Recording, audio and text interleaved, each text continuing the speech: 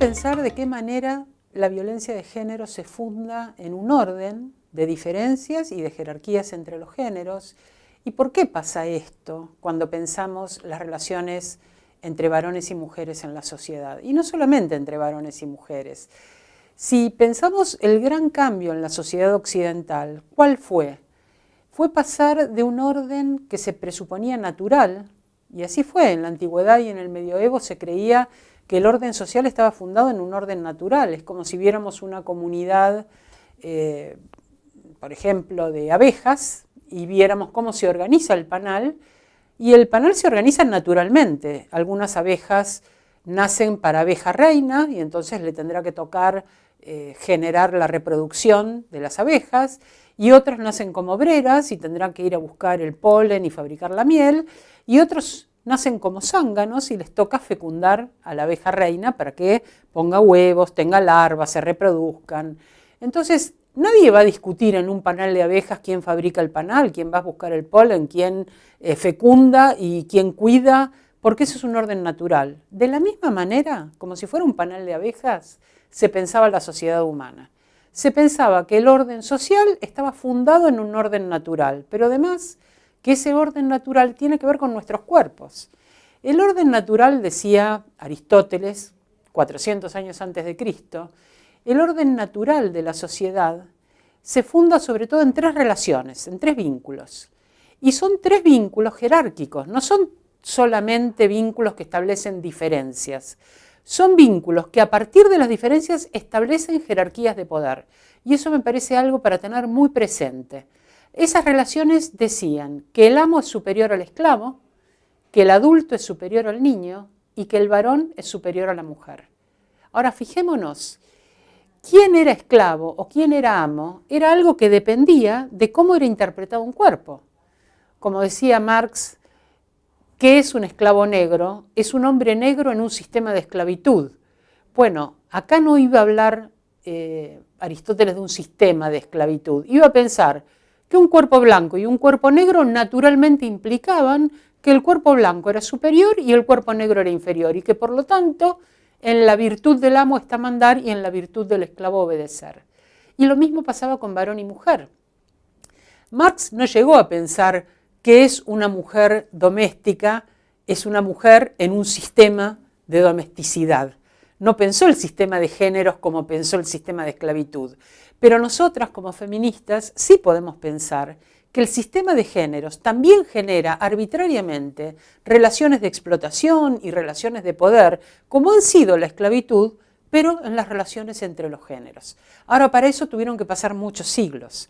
De pensar el orden social como un orden natural, se pasó a pensar que en realidad el modo en que la sociedad se organiza no depende de la naturaleza, sino que depende del contrato social, depende de una idea establecida como consenso en el que unos sujetos reconocen a otros como iguales y como sujetos de derecho. Y ese es el origen de la ciudadanía moderna. El origen de la ciudadanía moderna son esas teorías del contrato social fundadas por los filósofos modernos que van a decir, para salir de ese orden natural, lo que hacemos los seres humanos es acordar un contrato, acordar el reconocimiento de unos sujetos a otros como sujetos que también tienen derechos. Y ese sujeto con derechos pasa a ser el ciudadano. Ya no hay amos y esclavos, hay ciudadanos, y entonces si un esclavo, si el que antes era un esclavo trabajaba para un amo solo por una relación arbitraria de poder fundada en los cuerpos, ahora lo que va a ocurrir es que va a haber un contrato laboral. Va a ocurrir que alguien que tiene medios de producción va a contratar la fuerza de trabajo de quien no tiene medios de producción, tiene solo su fuerza de trabajo para vender, pero a cambio de un salario, no en un sistema de esclavitud. En esto va a consistir salir del orden de esclavitud natural y entrar en el orden laboral, donde el trabajo es asalariado, donde hay un contrato. Ahora, ¿cuál es la trampa para las mujeres y para las relaciones de género? La trampa es que en la modernidad se funda una división entre dos ámbitos separados y con lógicas diferentes, institucionalidades diferentes. Un ámbito es el ámbito público, en el cual la institucionalidad va a ser la del Estado. Justamente ese es el origen del Estado moderno. organizar esa sociedad que en un contrato social se ha reconocido como pares que tienen derechos como ciudadanos, organizarlos con sus autoridades, con sus relaciones de poder que van a garantizar que el contrato se cumpla. Y hay otro ámbito, que es el ámbito de lo privado. Y el ámbito de lo privado permanece en un orden de naturaleza. Es decir, esa política, ese reconocimiento de derechos, alcanza un ámbito que es el de lo público, pero en el orden privado la institucionalidad no es el Estado, la institucionalidad es la familia. Y la familia va a ser pensada como una relación afectiva, una relación amorosa, de cuidado, pero que permanece en un orden natural. Y al permanecer en un orden natural, quienes quedan en esa relación familiar son los hombres con las mujeres y los niños, pero permanece esa relación de poder, de patrimonio, de propiedad. Mujeres y niños van a ser propiedad de los varones. En el orden público no hay esclavitud, pero en el orden privado, de esas tres relaciones de poder, el amo es superior al esclavo, el adulto al niño y el varón a la mujer, que el adulto es superior al niño y que el varón es superior a la mujer, van a permanecer naturalizadas en esa relación familiar.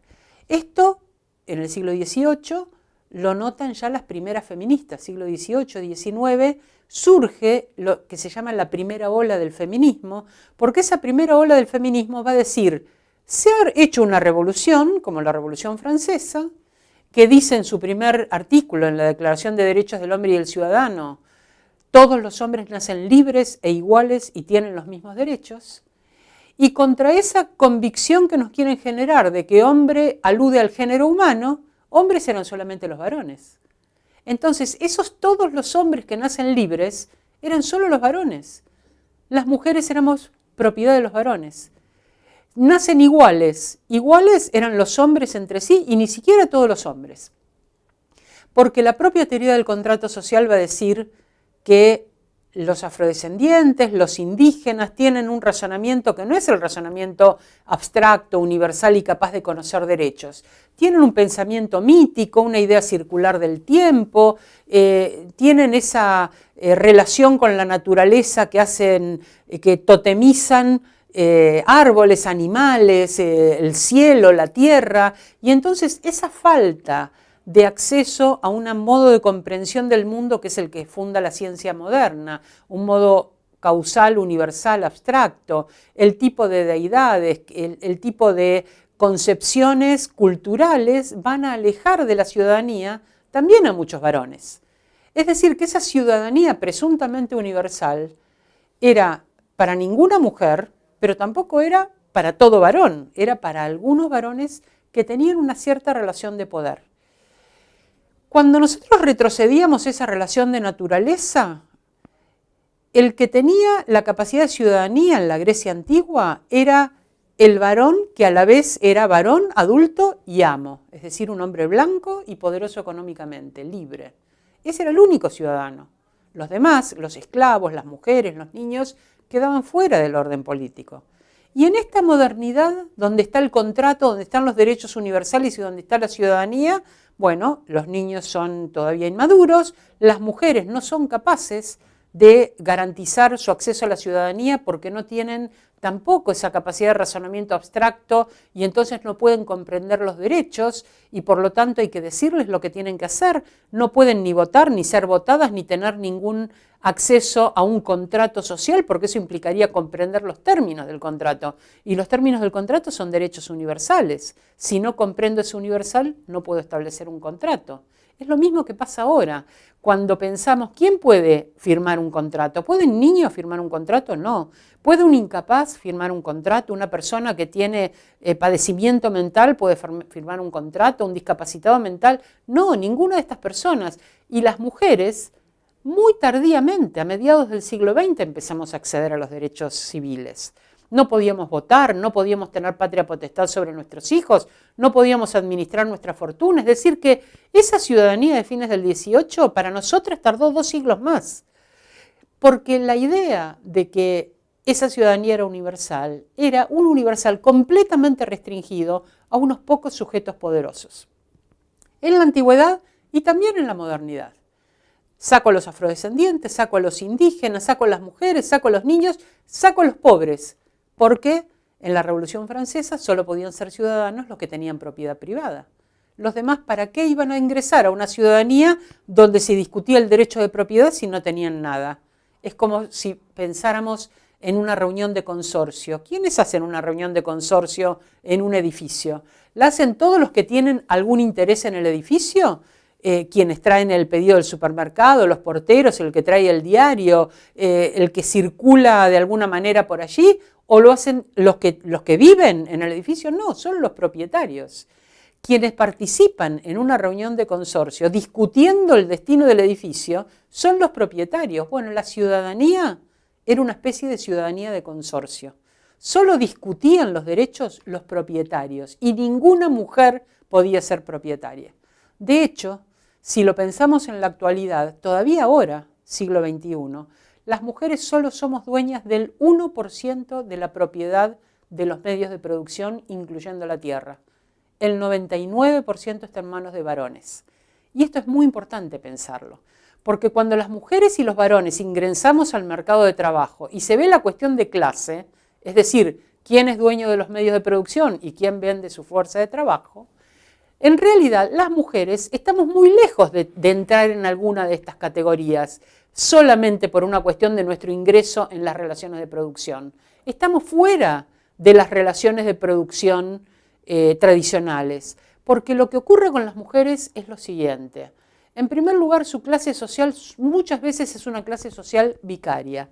Las mujeres dependemos de los varones, pero no tenemos un ingreso directo al sistema de clases. Según quien sea nuestro papá, nuestro marido, es que nuestra clase va a subir o va a bajar. Si nos casamos, se modifica, si nos divorciamos también. Quiere decir que la clase social de la mujer está atada a una subordinación y no es siempre una clase que depende de manera directa de la inscripción en los medios de producción. Pero además, la modernidad, al reservarle a las mujeres el ámbito de lo privado, les reservó una función que es la función reproductiva. Y esto tiene mucho que ver con el origen del capitalismo como sistema de clases, ¿no? La mujer tenía que reproducir biológicamente y de manera legítima a quien iba a heredar. Entonces, encerrar a las mujeres en el ámbito doméstico era asegurarse de que los hijos que ellas estaban destinadas a reproducir iban a ser hijos legítimos. Pero la reproducción tenía no solamente el sentido biológico de la reproducción, sino también un sentido económico y un sentido político. El sentido político era el de la reproducción social. Las mujeres, educando a sus hijos, reproducían el orden social. Les enseñaban cómo ser niñas y cómo ser varones y cómo en el futuro iban a ocupar esos roles de género que el Estado tenía preparados para ellos. Entonces reproducen biológicamente, reproducen el orden social, pero además reproducen la fuerza de trabajo. Es decir, ese varón que gasta su fuerza en el ámbito de trabajo y que vuelve cansado, con la ropa sucia, con hambre, humillado, en su casa va a encontrar el modo en que su ropa va a ser lavada, él va a ser alimentado, va a descansar y se va a restaurar su autoridad.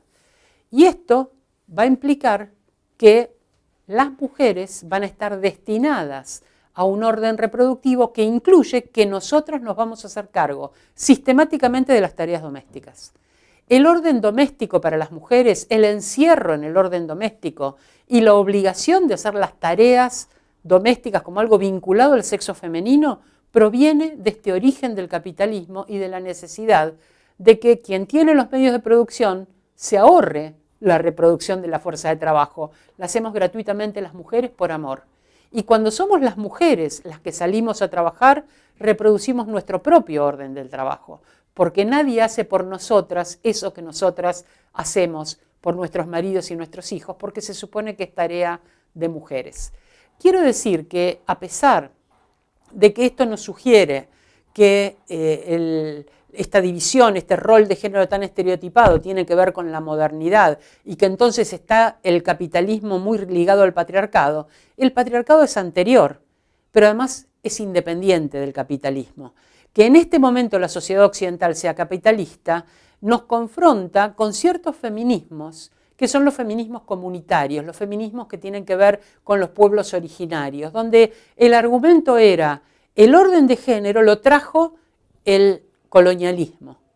Y las mujeres de los pueblos originarios dicen, es verdad, el colonialismo trajo el capitalismo, trajo la explotación, trajo un modelo de adoctrinamiento, de evangelización que subordina a las mujeres. Pero cuando se exalta entonces la cultura de los pueblos originarios como libre de patriarcado, las mujeres queremos leer en los documentos culturales dónde estábamos previamente a la colonia. Y lo que encontramos, dicen estas mujeres del feminismo comunitario, son varones haciendo la guerra, varones acumulando poder, varones pasándose el cetro, el reinado unos a otros, o varones manejando la economía. Pero no vemos mujeres, ni en los registros escritos, ni pictóricos, ni en los monumentos. ¿Dónde estaban las mujeres? Entonces introducen un concepto muy interesante, que es el concepto de doble entronque patriarcal. Es decir, las mujeres de los pueblos originarios fueron dominadas de una manera muy particular por el colonialismo, incluso violadas y forzadas muchas veces a funciones que tenían que ver con su condición de mujeres o a la subordinación sexual. Pero previamente ya sus culturas originarias eran culturas patriarcales. Entonces está la cultura patriarcal originaria y está esta de la colonización y forman esto que ellas llaman un doble entronque patriarcal. Entonces cuando pensemos como feministas cómo discutir el orden social de género, tenemos que incluir la edad, porque la edad sigue estando naturalizada como una relación de poder. Tenemos que incluir el género, por supuesto, porque las relaciones de género establecen roles específicos y subordinan los roles de las mujeres a los espacios y papeles que van a desarrollar los varones. Tenemos que incluir la clase y tenemos que incluir también este orden étnico, racial, las condiciones que subordinan según el color de piel o las condiciones étnicas. Esto es lo que se llama interseccionalidad, es decir, ver las relaciones de poder como relaciones que se cruzan en los cuerpos, que interpretan los cuerpos dentro de órdenes jerárquicos de poder y que hacen muchas veces que las mujeres, aún aquellas que podemos tener privilegios en otros órdenes, siempre en el orden de género estemos subordinadas. Pero no pensemos el feminismo como un movimiento de mujeres blancas, capaces, ricas, educadas en las universidades, como fue el origen del feminismo del siglo XX, porque eso fue impugnado